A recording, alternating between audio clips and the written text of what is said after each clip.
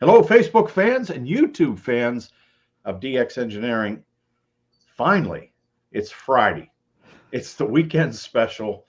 I look forward to this show, boy, every week because it's 4 o'clock here in the Eastern time zone of the USA.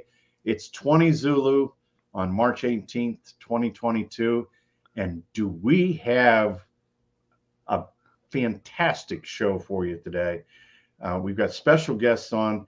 It's Ken, LA7GIA. He's in Norway, Hello, um, hello. where it's 9 o'clock at night. And Adrian, KO8SCA, is on from New York. And these guys are crazy. They're going to Bouvet. And it is the worst place in the world to go. Ken, welcome. You are one of the co-leaders, and I know that Bouvet is part of Norway, but why in the heck do you want to go to Bouvet? This has been a dream for many of us a long time, and yeah, it's in a way Norway, but still so far away. And wow, this is gonna be really great. I really look forward to it. The first thing I think about in the morning when I wake up is Bouvet, and the last thing when I go to sleep is Bouvet. Bouvet is on my mind all the time, every day. Yeah, this is hard work, but yeah, it's gonna be fun going there. It's going to be fun. And Adrian, you've been on all sorts of DXpeditions, but I don't know. Have you ever been to a place like Bouvet? No, certainly not. Beauvais is it's a unique place for any de-expeditioner. No matter to how many de-expeditions you go into a top 10, and not only top 10, but actually the second most wanted DX entity for the DX world. It's just amazing, and you say to yourself, "Boy, I'm gonna go there." Yeah, I mean, you go into a lot of details then, and you say, "Oh boy, to get there is not that easy." But even the logistics and the details that you have to look into keeps the excitement going, even though we still have quite a bit to go until we leave. Yeah. So Ken, talk about some of the preparations. I mean, what's going on? What are you doing now? And what do the next couple of months look like? Yeah. Now we have been quite busy for a long time. We have, in a way, soon finalized I mean, the antenna installations has been going quite well. Adrian has done some great work.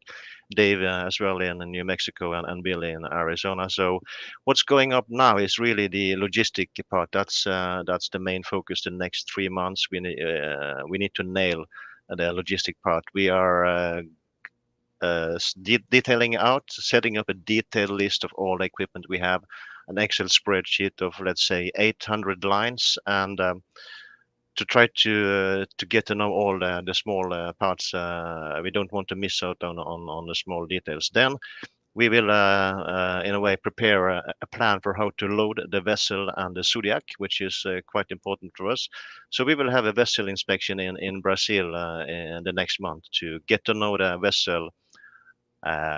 We have a model of the vessel, so we can actually go into the vessel and look. But going there and have a view is the best. And so this is, in a way, the focus is to sort of set up a detailed plan of all the equipment, where to store the equipment in a vessel, how to sequence the equipment into the Zodiac, and get all this equipment in a specific order onto the island and set up the camp. And we have, of course, a detailed plan for how to, in a way, what kind of equipment's gonna be first, and so on. So that's the next 3 months.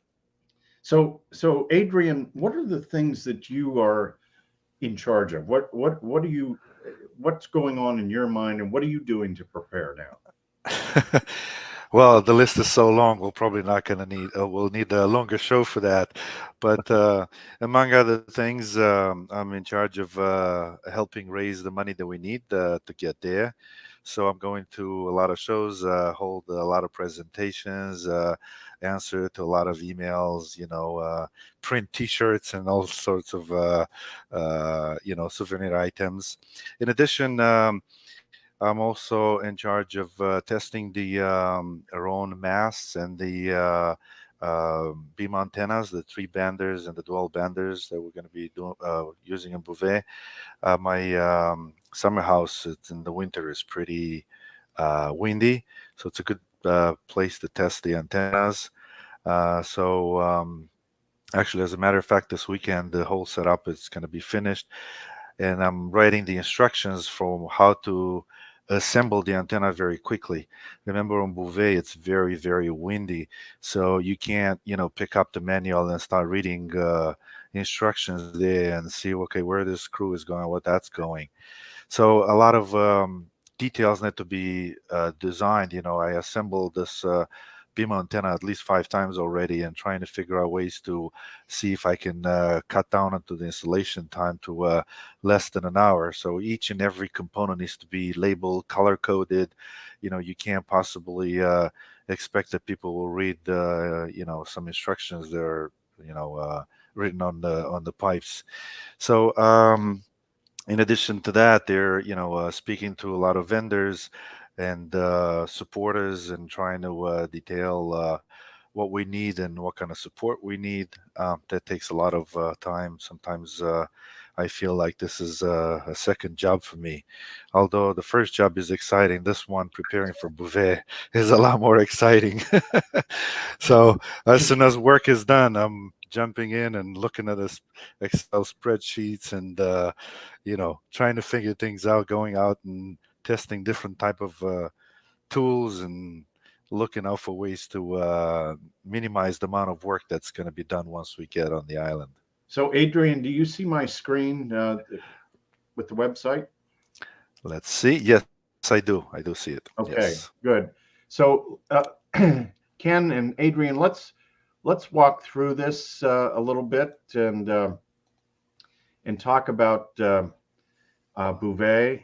And Ken, this is a tremendous undertaking to go to Bouvet, and so talk about the planning here that's going on.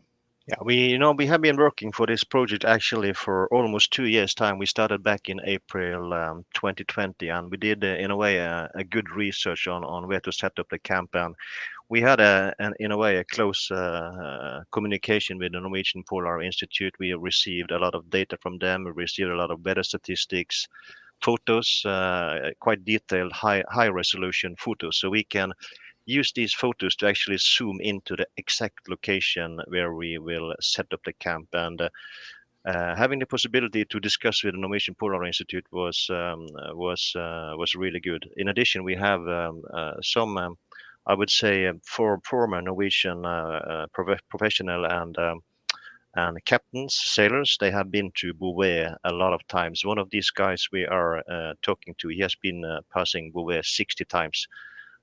So that's being able to, in a way, talk to people who has been at Bouvet, who stayed anchored at Cape Fear, where we are going, has been very valuable to us, because they have the in-depth knowledge. They have been going into this beach with the Zodiac. So yeah, we've done a lot of research, and we have videos from different sources like the Swiss Polar Institute and so on. And all these videos makes us confident that we will be able to go into the beach and set up the camp.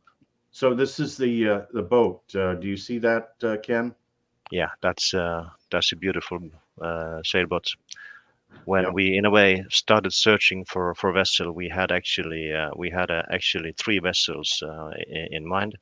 We engaged with a former contact we had been working with on the Jan Mayen project, and this guy, he is actually he's a kind of expeditioner, and he's has a lot of experience in Antarctic and Arctic, and he came up actually with 3 vessels.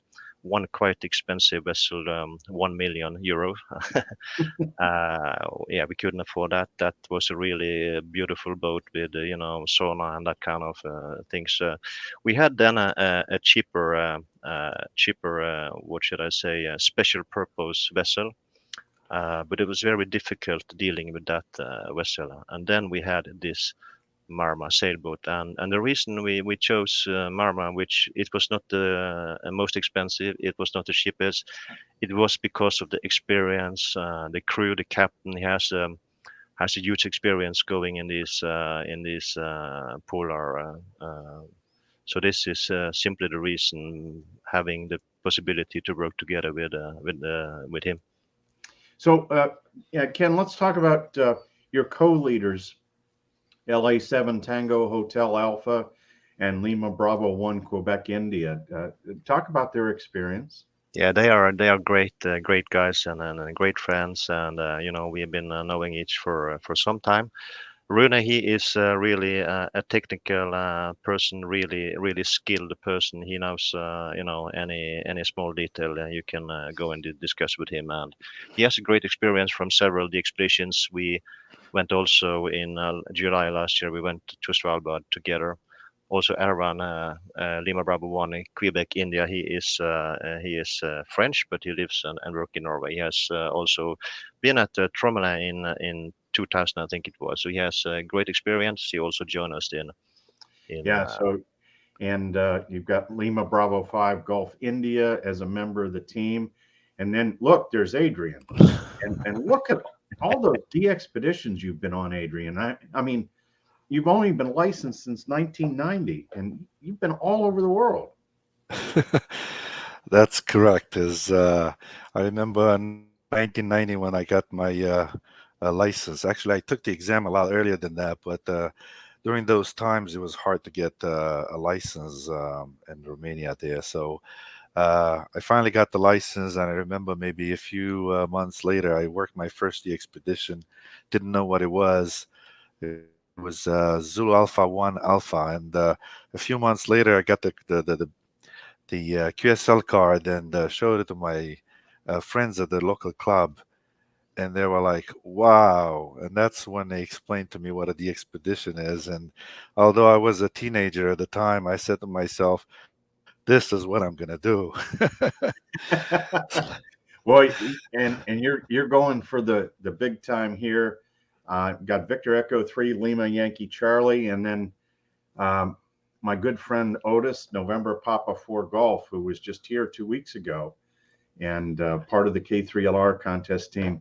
Um, eh, Otis or Ken, you got to be very excited about Otis joining the team. yeah, I met Otis a few times, and he's a great guy. So yeah, I look forward to go to Bouvet with him and see how we will take the cold weather. So that's gonna be a good experience for him. Yes, and I've had Dr. Bill on KO7 Sierra Sierra on with our local club talking about his preparations for Bouvet. But you've got two doctors on with you. Is that right, Ken? That's right, Bill and Mike. Yeah. Yeah, and Bill is a great guy. He grew up in Erie, Pennsylvania, which is where I was born, and so I was very excited to see Bill. He's a good doctor and also a great operator. Yeah, he's And a high rate contester. He's yes, like a QSO machine. He can just go on all the time. So he's a great asset to the team. Yeah. and also Axel, member of the FOC DL6KVA. I mean, you look at the DXpeditions that Axel has done, Ken. It's just amazing. Yeah, he's a huge experience, and of course he's also a great CW operator. He is also one of those guys you can give him a bottle of water and he will just make QSO for days in a row. And I think he is, even when he runs CW pilot, he is also, I think he's reading a book at the same time. This guy is great. And of course, Mike Alpha Bravo 5 Echo Bravo, another physician, and but a lot of experience, and a good friend Dave WD5 COV, and you've got Dave working on a lot of the antennas. Adrian, I think his specialty is he loves the low bands. Yeah, Dave is he's in charge of getting the low bands antennas ready, the ones that we obtained from DX Engineering. He actually constructed a fall-in derrick to make sure the antenna is easy to raise up, even if in high winds. It did a lot of testing, redesigned, retested, and even the small things like the spikes to anchor the antenna. Even those he redesigned it a few times until we were happy that they're going to be sturdy enough to keep the antennas up and running in the air. Yeah, A no, great he's guy. great. You couldn't ask for a better teammate than Dave, and of course you've got some honorary team members as well, people that are that are no longer with us, but definitely part of the whole Bouvet operation. Let's talk about individual donors. Can talk about funding for this DXpedition. Yeah, of course, funding is the most important part. Maybe without donations from all those individuals, they are really donating what they can. Without this donation, it would simply not be possible for us to go there. So a large portion of this budget is based on donations from individuals. So that's really appreciated Yeah, that people donate money to us. I mean this is an incredibly expensive trip, and it's a dangerous trip. I know I'm going to be really excited when you guys get back, but having this is it may be a once in a lifetime thing that Bouvet gets on with this kind of a. I mean, look at what you guys are doing here. This is incredible. Yes, one of the things that we've been spending a lot of time with, as Ken was saying, we obtain high resolution pictures of the camping site that we're going to be going and staying, and we designed it and up to last detail. Basically, we'll know where each and every antenna will go. That helped us figure out, how much coaxial cable we need, how far one antenna to another is, so that we minimize interference.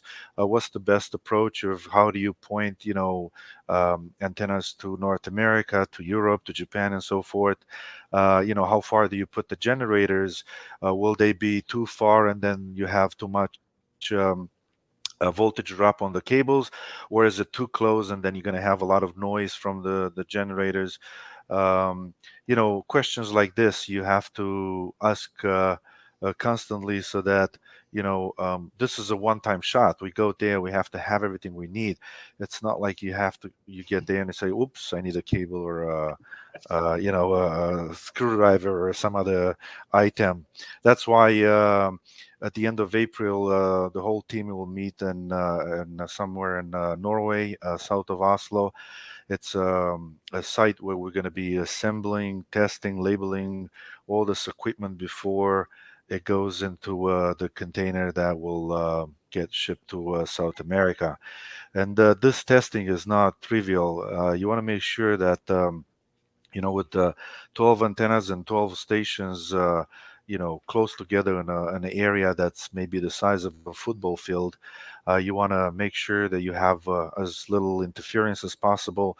You want to make sure that you have everything that you need to be comfortable. Just think about it. We're going to be in a small area, like a tent, where all the operating positions will be located, and we have to do a mock-up, actually install all these chairs and tables and the radios, amplifiers and filters and so forth.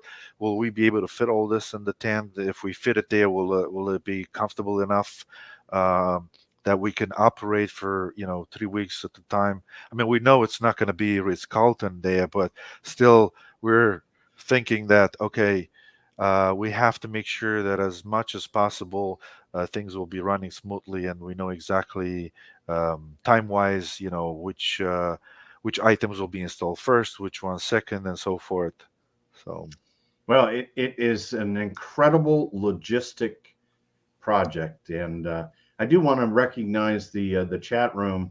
The first chat was from Echo Yankee 8 Mike No Deer, who was on the last try to go to Bouvet, and he is wishing success. And No Deer is a tremendous operator, a great person, and a fabulous photographer. And nice to have you on, No Deer.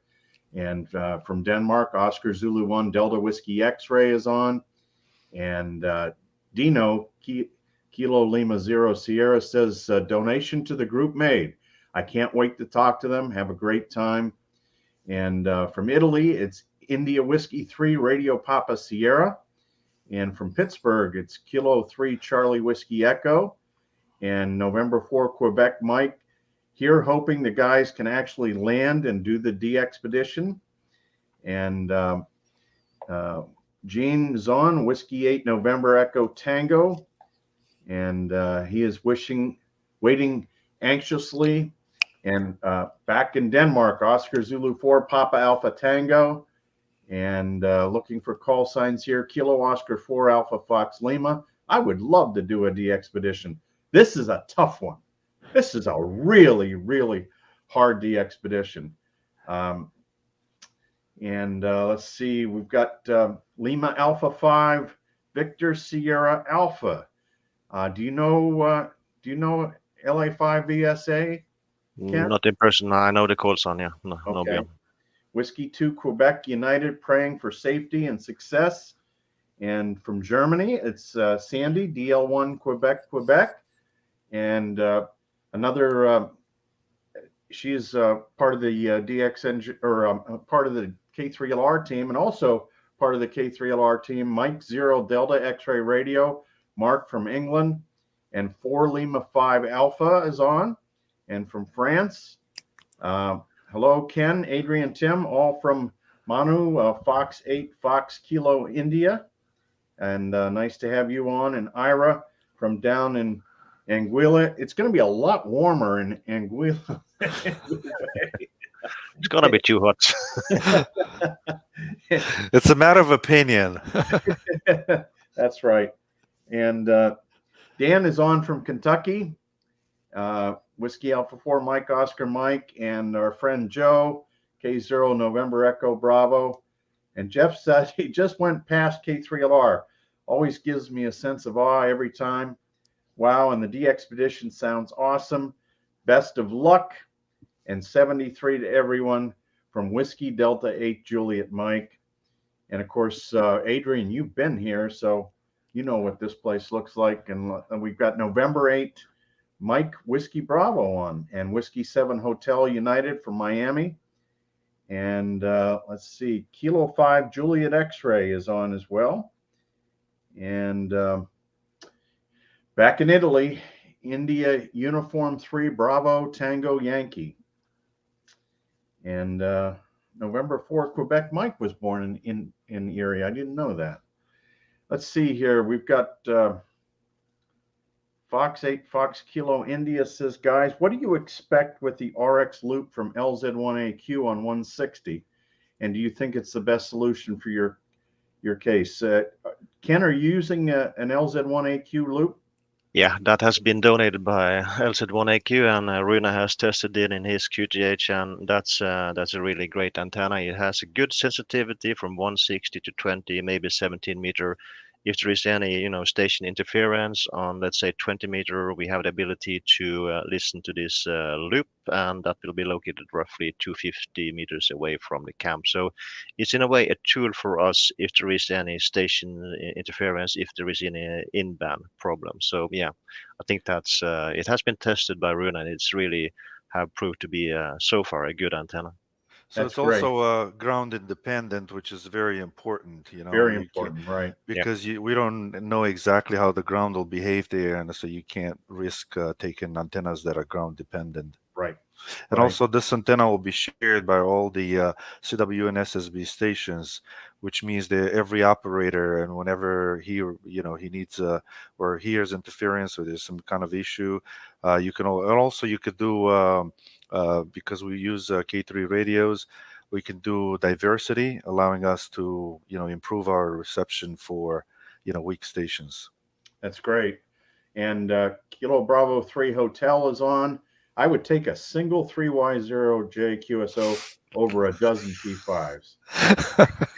Well, I would need a P5, so yeah. And Addy, Germany 6 Alpha Delta is on, wishing the 3Y0J team a safe and successful expedition. And George says, how long do you hope to be on the air, and how many operators and modes will be covered? We're stay there for 22 days. That's in the contract. So the contract says minimum 22 days. So we will be 13 operators doing all modes. We have a focus on phone and CW, but we also run 4 FT8 stations 24/7. Good deal. We also have some passionate, really operators in the team. So yeah, those Bill and diehard, Mike, I think will do RTTY. Any EME at all, Ken? No, we focus on 160 to 10 meter and conventional modes. Okay, and let's see, we've got India Tango 9, India Delta Golf is on, and our friend Ray W2 Radio Echo. Yes, Ray is a great guy in his company. There is a really hard-working guy. He works just about as hard as you do, Adrian. Well, he's always busy. I mean, well, keeping with the upkeep of the stations and all that. But one thing that I wanted to mention is that Ray and his company donated 4 amplifiers for us to use on Bouvet, and we're really thankful for that. That is very, very nice. These are expert amplifiers. They are very light, and they allow us to go full power. And the weather there is merciful, especially the wind, and having extra amplifiers as a backup, it's really a plus. So thank you, Ray. Yeah, thank you, Ray. And the RHR team is really good. Lee and the rest of the gang. We've got Kilo 6 X-Ray Victor is on, and from Spain, Echo Alpha 3 Hotel Sierra Oscar, and Kilo Echo 8 Radio Juliet Uniform on from Michigan. And let's see, Echo Tango 3 Kilo Tango. You're starting to get some DXCC stuff here, Adrian. Yeah, that's true. Echo Tango 3, boy, that's a good one to catch. That is a good catch. Let's see, we've got back in England, Germany 1 Sierra Delta Kilo is on, and always good to have you on, Sid. And Fox 5 Tango Golf Radio. Hope to contact you on RTTY. And Victor Radio 2 Uniform November Golf. There's another good one. Victor Radio, boy, we need you in a contest. Well, that's it. And it's not even daylight there. It's Saturday, but the sun hasn't come up yet. And our friend Kilo Golf 9 Zulu, who is part of the DX Engineering sales team. He's not on the phones, but he's in the chat room, which is good. Always great to see you, Scotty. And our friend Perry from Oklahoma City, November 5, Papa Juliet. Well, Ken, Adrian, we could go on all night. But we will have you guys on again. And Ken, I want to thank you so much for your leadership and the fact that you're putting your whole life into this. And Adrian, I am so excited for you to be going on this DXpedition. And Ken, we want to wish you the best, and hopefully everything is going to work out.